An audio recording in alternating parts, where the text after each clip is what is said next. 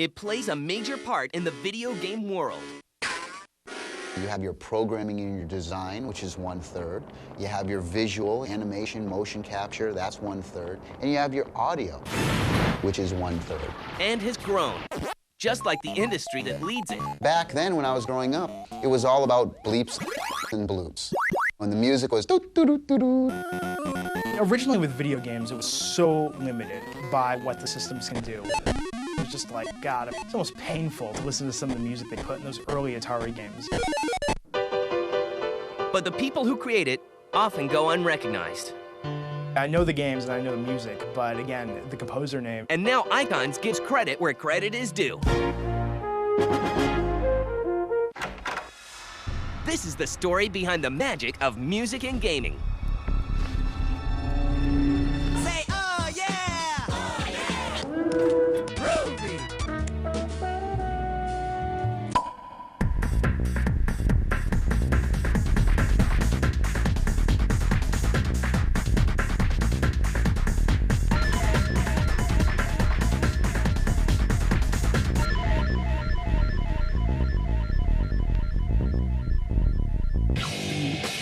Back in the time of big hair and Reaganomics, music and gaming was little more than beeps and boops.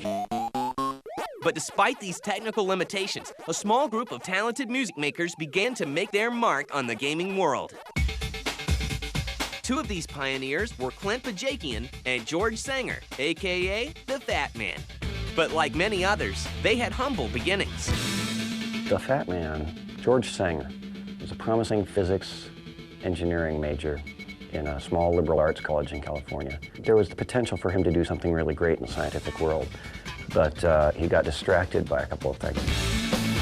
Number one is that the band was doing very well, you know, and the promise of being a rock star seemed very nice. I marched in a marching band at my elementary school in Concord, Massachusetts. Then I moved on to guitar, and I just started to play, you know, rock and roll and folk and everything. These two aspiring musicians become inspired by greatness. I had this idea that the Beatles just sort of stood out above everything else in my life, and I thought, what is it about them that makes them so great, and how can I capture that and emulate it and spread that kind of goodness to people? I then discovered that I really loved classical music, mostly through Beethoven's Fifth Symphony. And it was then that I decided to get formal with the guitar. I took classical guitar at the New England Conservatory, also majored in music theory, and then finally got my master's in composition at the University of Michigan. It seemed like in normal music, that all the trees had been cut down in that forest, you know what I mean? So I decided nonetheless, I'd dedicate myself to my band because that seemed like the thing to do, and my grades kind of fell off a little bit in the physics area. And I got myself a music major. Fate steps in right around graduation. I was just finishing up my master's degree at the University of Michigan, about to step off into the real world, and I got a phone call from an old friend of mine, Michael Land, who had answered an ad in a newspaper in the San Francisco Bay Area for a composer and a programmer, and he could do both. It turned out to be, at that time, Lucasfilm Games Division. He got the job as the one-man sound department, and very quickly, in 1991, the need for full-length scores came into being, and he gave me a call, and I moved out to the Bay Area in a heartbeat. Soon after, Clint is working on his first game. It was Indiana Jones and the Fate of Atlantis with Hal Barwood.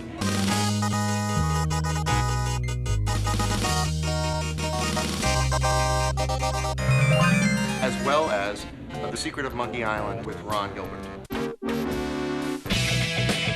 And the Fat Man begins to make a name for himself. After college ended, the band broke up. And there I was, promising smart guy, should have had a career, and I got nothing but this strange admiration of games, which seemed like rock and roll used to be. By a stroke of luck, a friend of my brother was in the Intellivision company, and I offered to empty his wastebaskets for free if he'd let me into the game business somehow. He said, well, you're a musician, aren't you? And I'm like, oh, yeah, well, no, I'm not really a musician.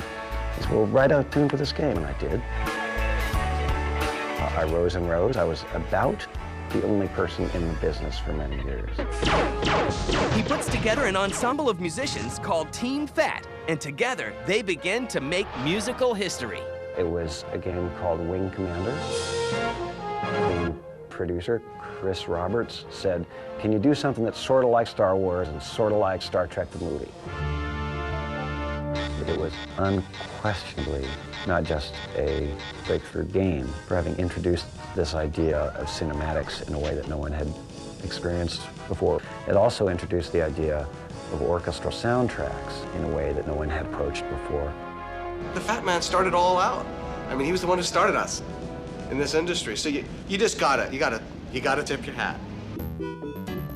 Meanwhile, Clint Bajakian makes some of the most memorable music in gaming at LucasArts.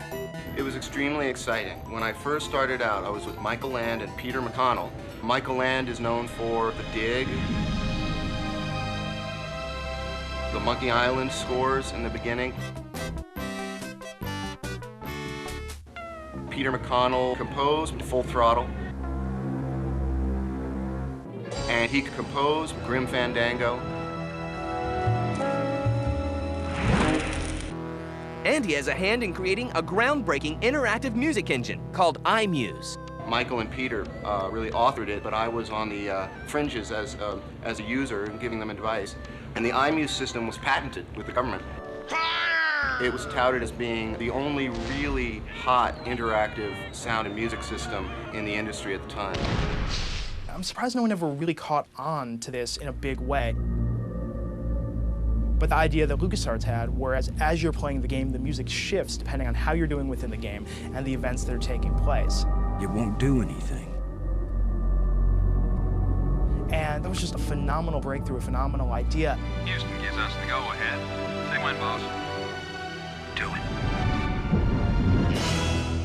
With the arrival of CD-ROM games, George Sanger and Team Fat become trailblazers once again with The Seventh Guest. Once we've gotten to the CD era, though, you've really seen that people started putting a lot more time and effort and energy into this, going in and recording not only synthesizers, but bands in some cases or orchestras. It was at a time that games hadn't really experienced a lot of audio experimentation yet either. And so the game developers left me alone, let me do something fairly brave with the music. Now we're seeing especially that using a full-on orchestra as opposed to MIDI, it's more the standard. People aren't afraid to do it anymore. They're putting in the time and effort and money to do it because games have become a production on par with movies. The music composed by the Fat Man and Clint Bajakian leads gaming to another level. That's the stuff that really set the tone for the idea that we were going to have these real scores, these real arrangements, and this real lush feeling behind a game. And while they would never guess it, these two pioneers will help pave the road for a new batch of game music makers. Good shooting, mister.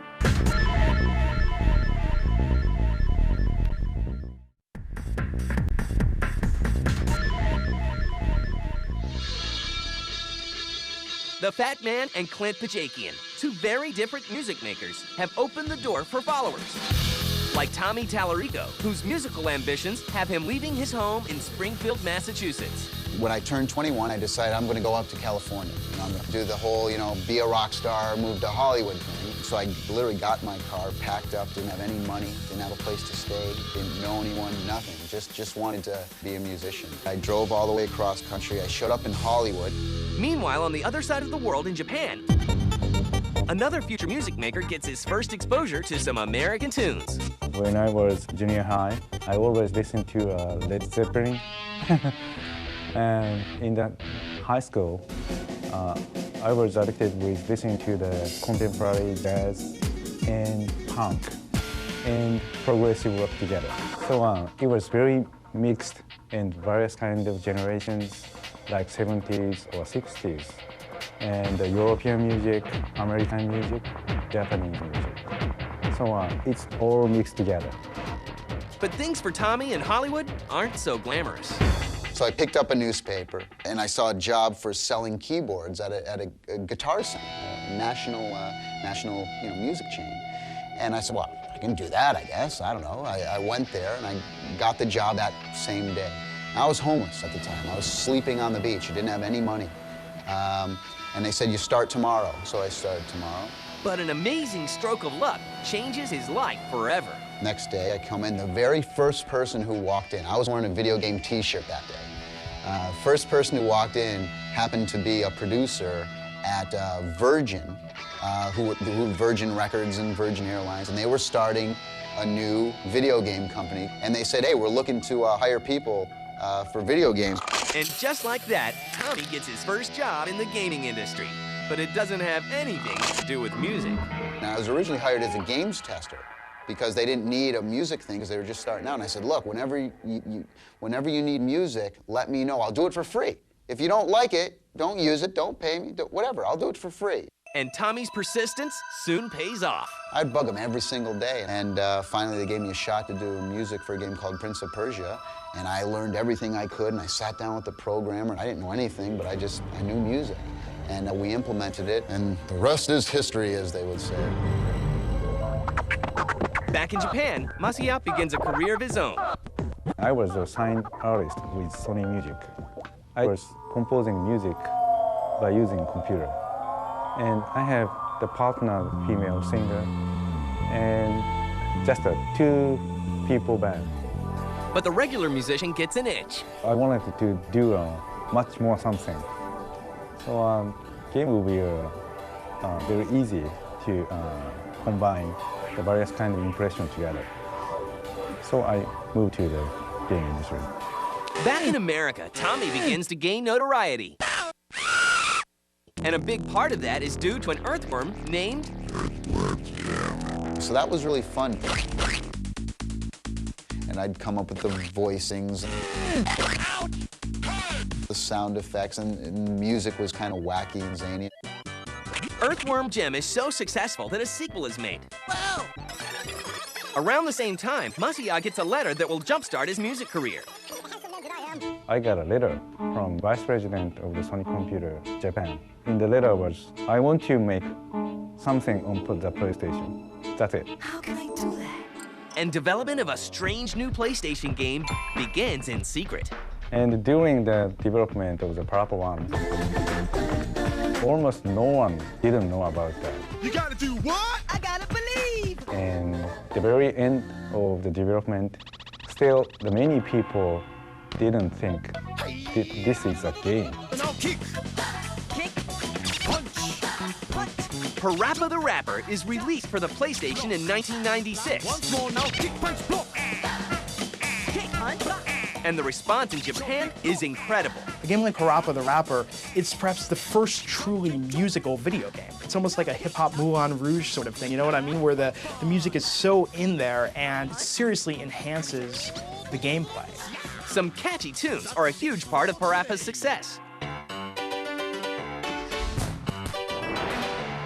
All right, we're here, just sitting in the car. I want you to show me if you can get far. They found a way to take the music and make the music so much a part of the game that the fact that it was great music really enhanced the gameplay. That's because you just got your license. And Tommy Tallarico sets another benchmark. I was the first musician to ever do a video game soundtrack album. In 1994, I had a worldwide record release on Capitol Records called Tommy Tallarico's Greatest Hits Volume 1. But some people aren't impressed. I think that gamers, if they like the music, they'll listen to it when they play the game. I don't think you're gonna see much of an urge for people to be driving around in the car, you know, blasting the soundtrack, you know, to a Final Fantasy or Earthworm Jim. You know, I just don't think it's gonna happen. Tommy isn't deterred. The last CD soundtrack I did was for the James Bond game, Tomorrow Never Dies. And this is cool. You know, that's really neat.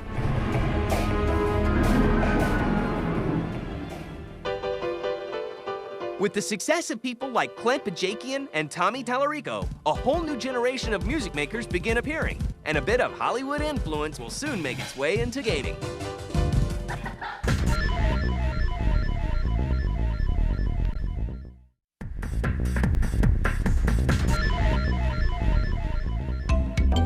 As the quality of music and gaming grows, Hollywood begins to take notice. Soon, music makers from Tinseltown try their hand at making music for a different medium. One day I was at E3, and I was looking at a game that had a very nice John Williams-like score. And I wasn't wearing the outfit. I I asked the guy at the booth, said, wow, I said, who wrote that music? And he said, well, I probably shouldn't tell you this because it's a secret, but John Williams wrote that music. I said, whoa, man. Perhaps one of the most active Hollywood musicians to cross over is Scott Gershon. I started originally doing cartoons. I did Defenders of the Earth, I did Transformers, G.I. Joe. Then I made my way into television, a TV show called Beauty and the Beast. I've been very fortunate, I think, in my life to work on a variety of shows. I've done a lot of work with Oliver Stone. I really liked working, Born on the 4th of July was special to me. So was JFK. It was just a very interesting way of utilizing sound design in a musical fashion and being able to have emotional impact with it. It was also fun working with John Williams. Scott's first video game project is a remake of a classic. My first game was Pitfall Harry, the Might Adventure with Activision. And he has an easy time translating his skills from TV and film to games. The technology you always used in film were samplers and synthesizers. So when I saw a lot of the game consoles, to me they were just another synthesizer. So all of the memory constraints and everything else that we had to deal with was just par for the course. And I don't know, I've always been a fan of games. And we just kind of grew it from there. And like many others before him, he pushes the envelope. With Pitfall, when I saw the engine, I said, great, could we do interactive music? I want to be able to turn tracks on and off. I want to do this, I want to do that. And they're all looking, going, well, yeah, the box can do it, but we don't have the software. I said, great, can we make it? Can we write the software? Yay, you know, and we did. But Hollywood hotshots aren't the only people getting involved. A new breed of young composers blaze their own trails. Stephen Rippey and Kevin McMullen's work on Age of Mythology from Ensemble Studios is a great example of modern sound design and music in gaming. We started off the project knowing that we wanted to build up our libraries as much as we could. We took trips to the zoo, some water parks, and around the office with mics and tape recorders, and we hit things, and we hit each other, and we yelled and screamed. And at the end of the day, we have what we hope sounds like a bunch of Minotaurs and Pegasi. In this game, we've integrated a lot of live instrumentation. Bring them in and incorporate them into the music. And this music system is also a dynamic music system. So while you're playing the game, it changes moods based on what's going on, whether there's a lot of action or if you've had a big loss, the music seamlessly mixes down to sort of a mellow mix version. And then if there's a big battle, this battle music cuts in and it's this big orchestral kind of thing. Scott's work is good, and the work keeps coming in. We've done a lot. One of the things was I was the lead designer at SoundLux and created SoundLux DMG. I'm the founder of it. The things we've done is Rainbow Six. Man down, need some backup now. We've done all the Quakes. Been able to do Undying. We've been doing McWarrior too, and on and on and on. But Scott enjoys the anonymity and never forgets that it's all about the games. When somebody sees one of my projects, whether it's a game or a movie, I actually don't want them to be concerned who I am.